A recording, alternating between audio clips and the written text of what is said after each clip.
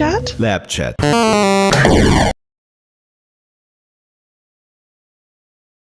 Neo Buckrug Eltis is here now to ask a question. Thanks for having me. I was wondering, why doesn't Second Life have gift cards? I go to the store and I see gift cards for just about every game or service imaginable. The gift cards could simply be for premium membership time, or better yet, uncash-outable account credit. I think gift cards are more than just an alternate way to bring money into Second Life, but also a way to advertise the platform. Nice. Well, maybe I can speak to that. We actually haven't given it a lot of thought. I do see those cards in the checkout line at some of the grocery stores here, but I think it's probably more interesting to think of ways to sort of refer a friend, maybe with an associated gift card, to get them into the world. It's something we're going to have to think about. But like I said, until we saw this question, it hasn't really been something that we've been given enough thought to understand whether the investment would be worth pursuing or not at this time. So we'll bat it around for a bit, but there are no current plans. Okay. Thanks for asking the question, Neo. Right, next question comes from Myra Wildmist. Another lovely name. And she wants to know, are there any plans to provide more robust photography tools similar to what we've got with the Firestorm photo tools? But, put them in the Linden viewer. And what are the plans, if any, for updating the available tools for Second Life photography and perhaps video capture in world? Well, we try not to talk about things that we're not very, very close to releasing. So I won't speculate about any longer term plans, but the improvements to the photo interfaces are another great area for independent viewer developers to propose doing things, including, of course, the Firestorm team. But we're open to getting those contributions. Excellent, thank you. And Pierre Duran asks, is there any reason that the maximum length for a sound file cannot be increased? It's currently set at 10 seconds maximum, and anyone wanting to play a longer sound file has to, Pierre says, jump through hoops with scripts to accomplish it, which is something I would like to see. But yeah, actually, this is something that we've recently been talking about. We're going to have to make some changes to how sound files are delivered to the viewer, which will incidentally also make them download faster and more predictably. And once we've done that, then we can figure out how much bigger we can make them without an adverse impact. So yes, we're definitely looking at this. I can't pin it down to exactly how big a difference we'll make, but we're going to do something. We're also going to allow larger animation files. To accommodate the bento. You've got more bones to animate, so we want to give people a little more room to do that with. That sounds very exciting. But again, it's part of the same change to improve how those things are delivered to the viewer before we make them any bigger. Otherwise, we'd just be adding lag. Yeah, yes. we don't want that. Another question comes from someone in the audience. Cy Beck, are you there, Cy? Hello. Hello. Go ahead. Okay, this question should probably be addressed to Ebbe. I was asked to give him an ASL question on what he's wearing, but we'll skip that. And just ask that last year in October on a Twitter feed, he was asked that, he was given the question about texturable faces, and he did give a very strong indication that it would be increased from the present 8 up to an undefined as yet number above that, but since then nothing's happened. So can he give us an indication of when it's going to happen and or if it's going to happen? Yeah, actually we shipped it already. So I don't recall hearing the original comments that Ebbe made, so I can't speak to that specifically. It was on your Twitter. It was your Twitter response. I think it may have been something I asked or bothered with. Okay, but that was what the actual change was supporting upload of mesh models that had more than 8 faces. Yeah, and that change was released in version 3.8.4 last September, the end of September last year. What it did was break large complex models into smaller models that each conformed to the 8-face limit. But that's all done for you automatically. But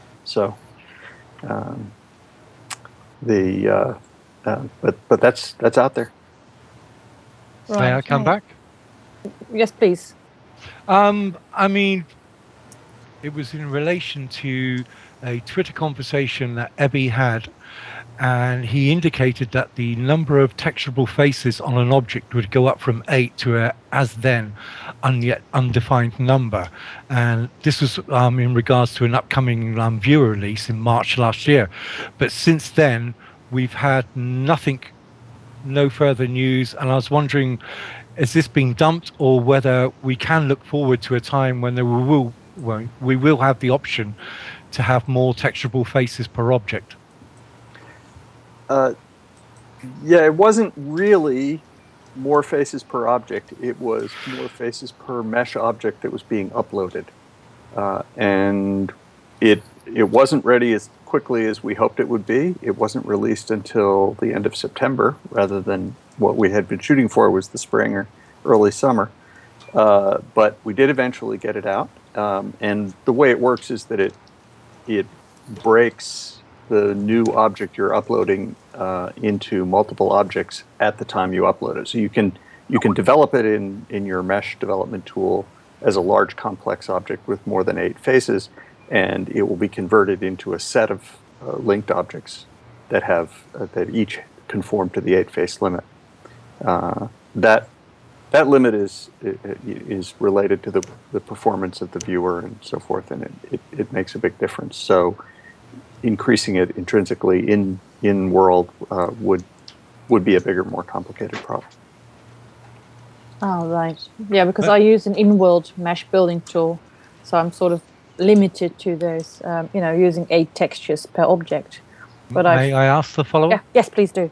I mean, the obvious question stemming from that is like, will there ever be a chance of increasing it from 8 textures per object?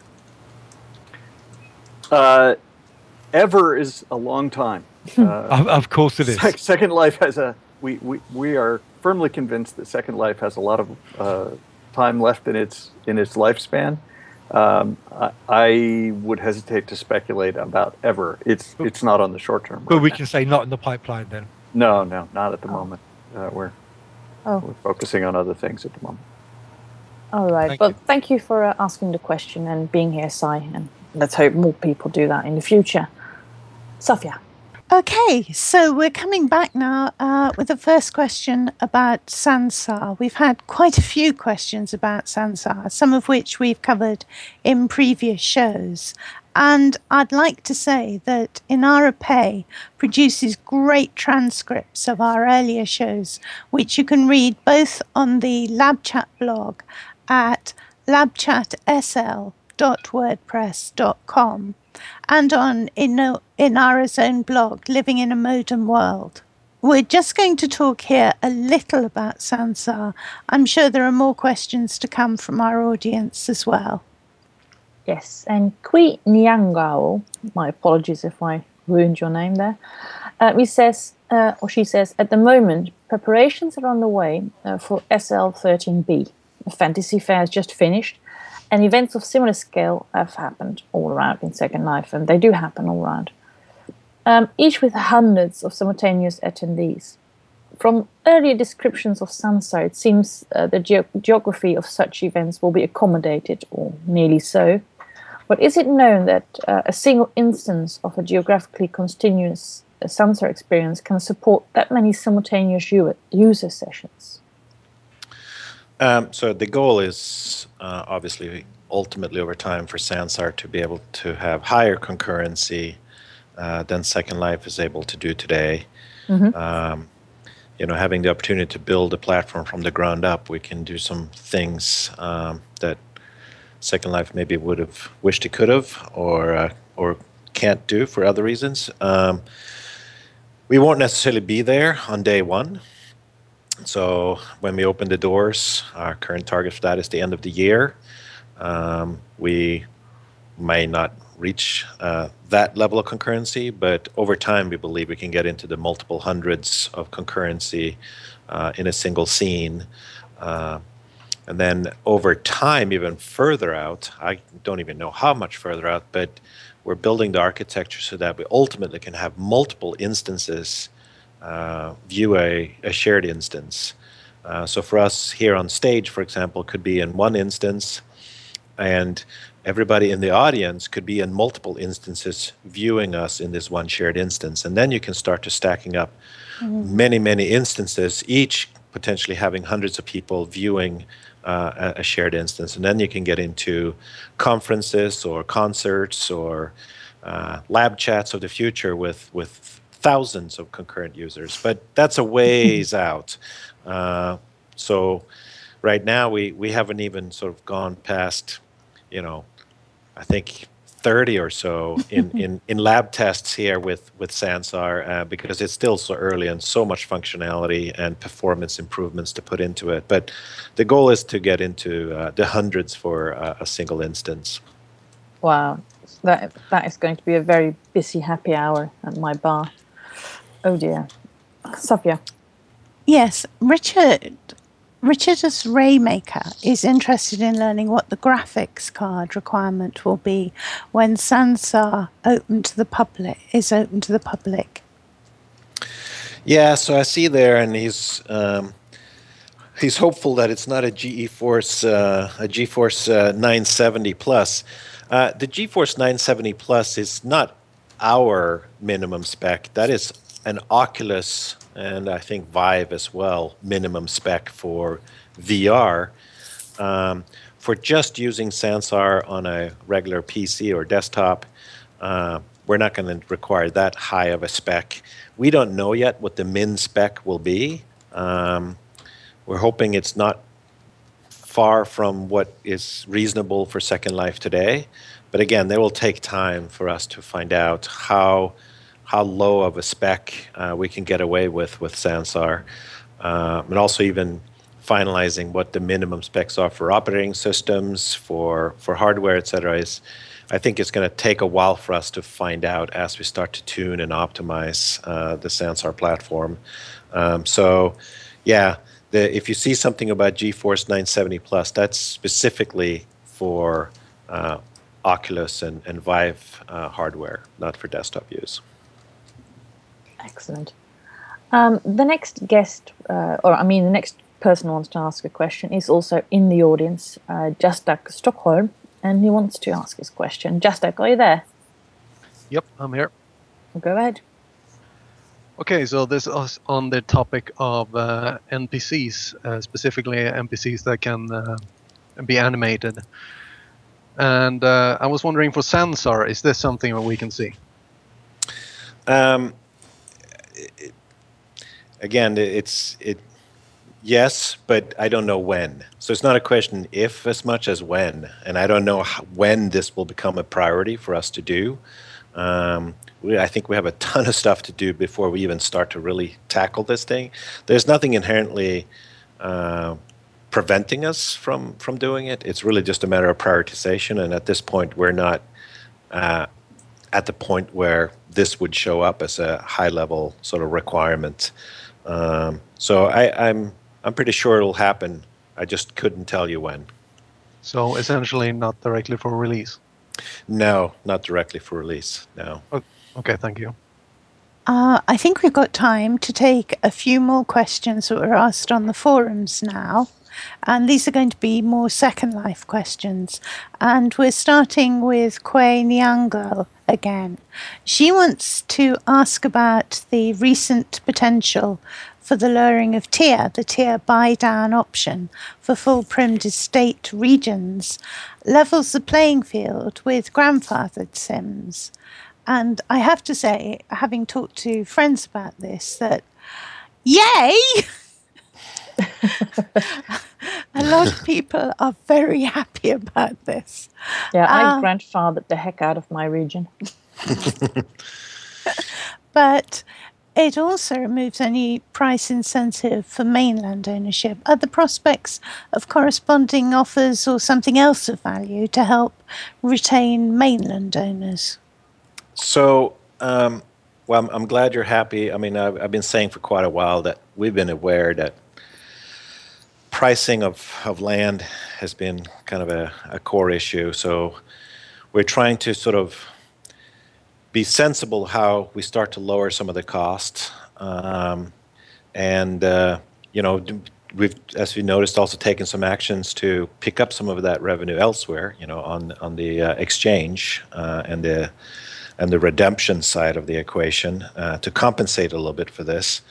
Because yes, I do believe that the burden of landowners is a bit too high, and we have other people in the world that are sort of getting away with not being charged enough or taxed enough for how they use the product. So we're trying to shift costs from land to other places, or also now with this experiment, it will take a while for us to see what will it do to retention rates and how much more land will people buy or retain over time because of the lower rates.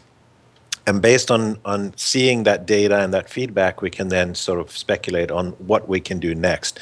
So right now, we have no plans to do anything other than what we just did.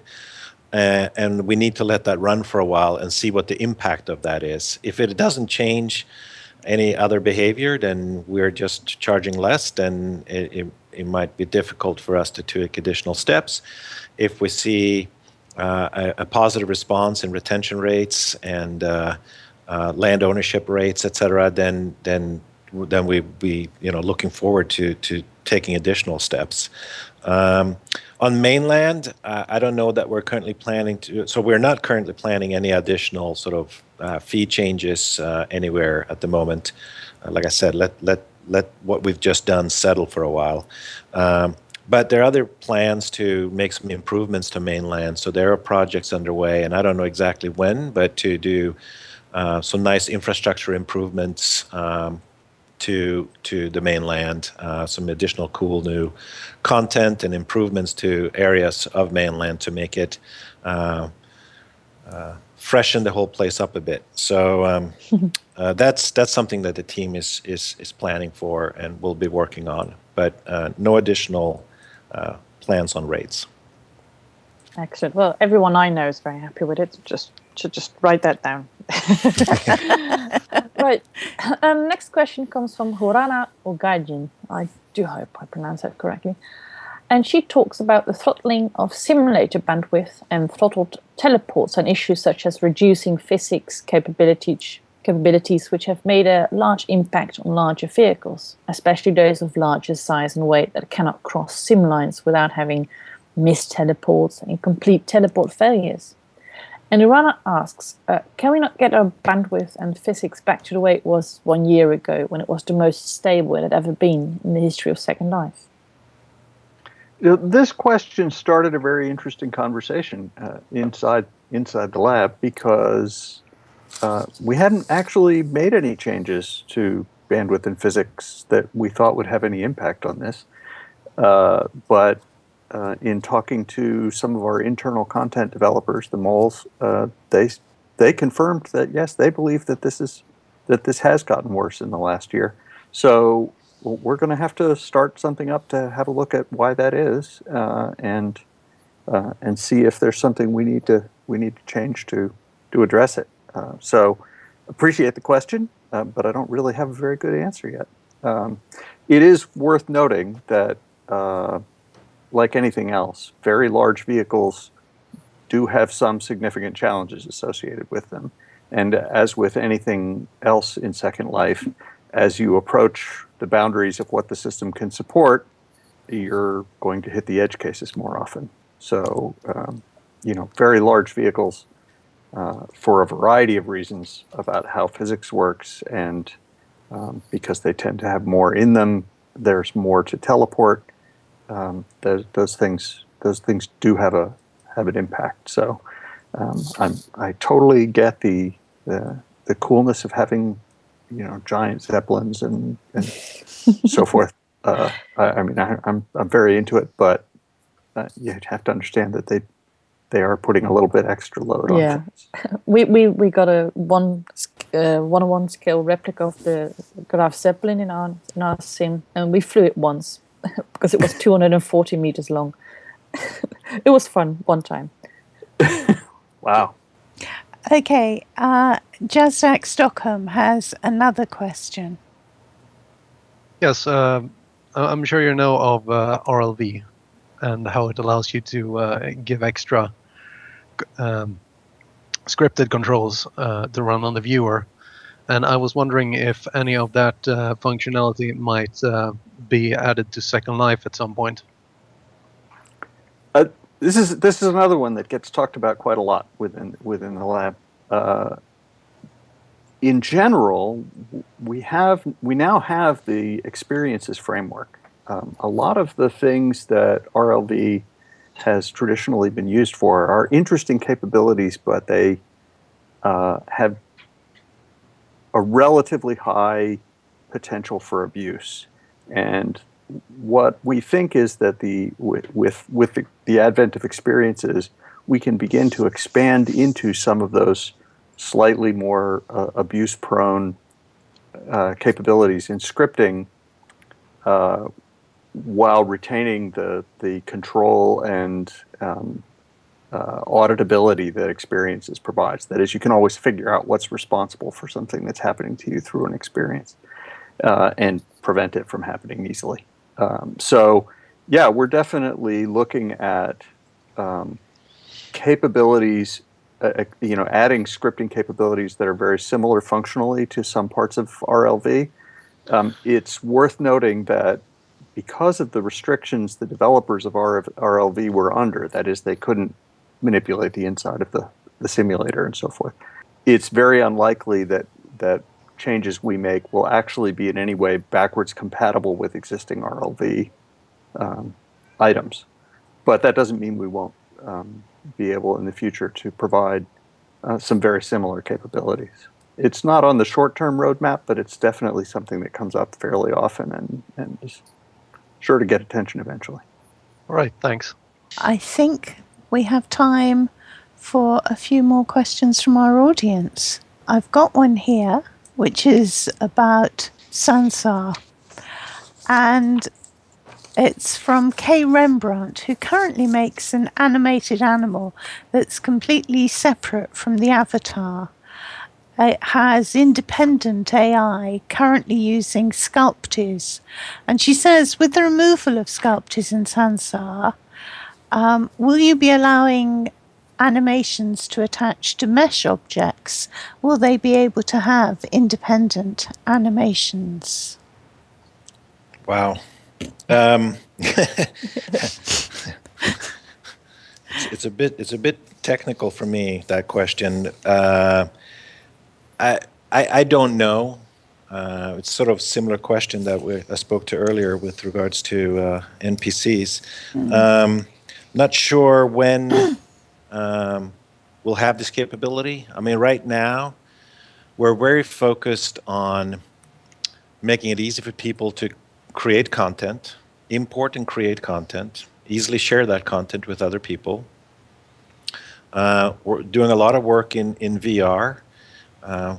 VR is quite a radically different beast from what we're used to here with being on PCs. And how do you make it comfortable for people to navigate through 3D space? How do you what happens when with VR you are the avatar? You're not controlling the avatar with your fingers on the keyboard and mouse or a controller, but you become the avatar because your head movement is translated directly into your hand avatar's head movements. Your hand movements are directly translated into your avatar's hand movements. Your facial expression is something we're working on so that you can have real-time facial expression. And now we're sort of starting to inhabit the avatars that we see as opposed to just controlling them from afar. And this has a huge, and then also how do you create content inside of VR? How do you sort of create from the inside rather than from the outside? And what does that mean to the user experience? And so there's a ton of things that we're working on that are still very sort of fundamental and almost basic, but still there's no one's done it for 10 years that could sort of answer all the questions for how it should be done. So we're learning a tremendous amount as we go. So some of these questions of will we have feature X, Y, and Z is kind of like probably, but like when at this point is really hard to say because it's just getting the fundamentals of fully functional communicative avatars that can interact with each other in the environment. Just what we're sort of doing here and now in this meeting is sort of a huge step in of itself. And then we can think of all kinds of extra goodies that go on top of that over time. So I can't really promise much more than, yes, we will have sort of the basic fundamentals of being able to create an experience, share that experience, and then have social interaction within those experiences. How much interactivity? Yes, there will be scripting, and you can script stuff and animate stuff and do things, but like it's hard for me to say when exactly each of these capabilities will come on top of sort of the fundamentals. Right. I have a few more questions coming through, so I'm going to ask them. First of all, from Bruno, who is wondering if Sansar will have a separate and distinct terms of service, or if the current terms of service will cover both Second Life and Sansar. Well, we're going to work on a separate one, whether we decide to actually make them one and the same in the end, which could be helpful to us to have them be shared, is so I think a second step. The first step is for us to draft something that I actually know that the team is working on as we speak. I just got a note from our general counsel that it's way too long, so they have to make it a lot shorter.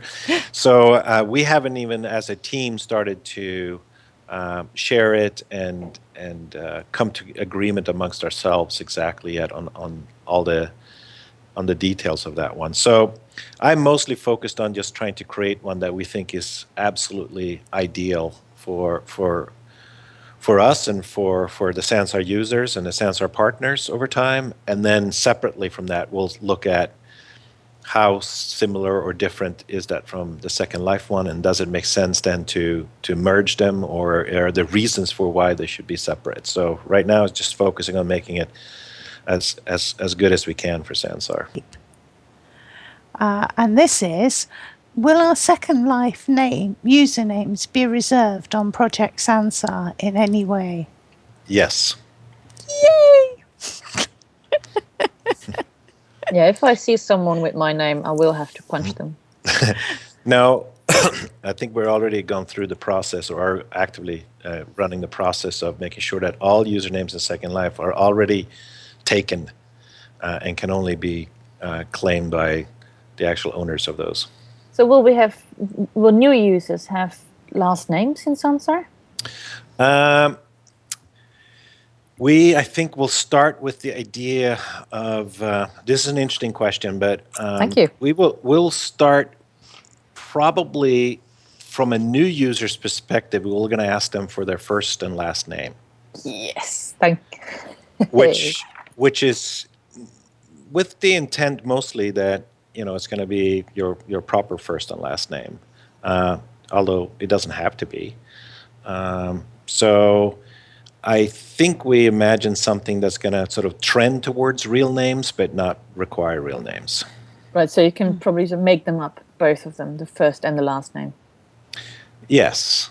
So I think on the scale of like Facebook being kind of, call it 95% real, and Second Life being like 99% not real, we're maybe more aiming to sort of somewhere like in sort of Twitter, right? Where you have a lot of real identities and you trust that those are the real identities. And then you also have people that choose to be fantasy or made up identities. And so we're going to start out with trying to see if we can get that range of real and pretend identities and go from there. Excellent. I think that's very exciting. I'm seeing a lot of happy people jumping up and down in the audience at this point. Yeah, I mean, there's no such. It would be really hard to enforce some sort of real, truly real identity. I mean, almost the only system on the planet that has come close is Facebook, and they fail. That would then mean we couldn't necessarily replicate that. So we would then be like requiring a Facebook login or something to go that far in the real direction. But you don't want that, do you? But we also believe that Sansar will have a lot of interesting professional use cases where real identities really do matter. And so if you're meeting with coworkers and partners and stuff of that nature in the virtual context, you sort of want to know like the real names behind the people you're talking to. And we also have said before and are building the fundamentals into making it easier for people to have multiple personas. Not sure if we're going to call it personas, but you can log into one account, which is how you authenticate with the service, but then being able to switch roles or personas quickly without having to log out and log in again, so that you can go into different contexts with sort of different personas without having to have carry the baggage of a bunch of multiple accounts. So that's something I couldn't say we'll start with that, but that's kind of how we see ourselves evolving. Right, so you could have one account that has your real life name, but that you can keep hidden from everyone except the people you want to know about it. And you can have, fake aliases that you use for all your other adventures. Something like that, yeah. Interesting. But we won't have to log in through Facebook, right? Have to? No. Thank you. Now, whether we also People were worried about that. Whether we also support a way for you to actually use your Facebook authentication. For a lot of people, that is convenient. Yeah, that would be. And it's very common across lots of services to do that. So we might offer that too, but yes, it would not be a requirement. Excellent. Thank you.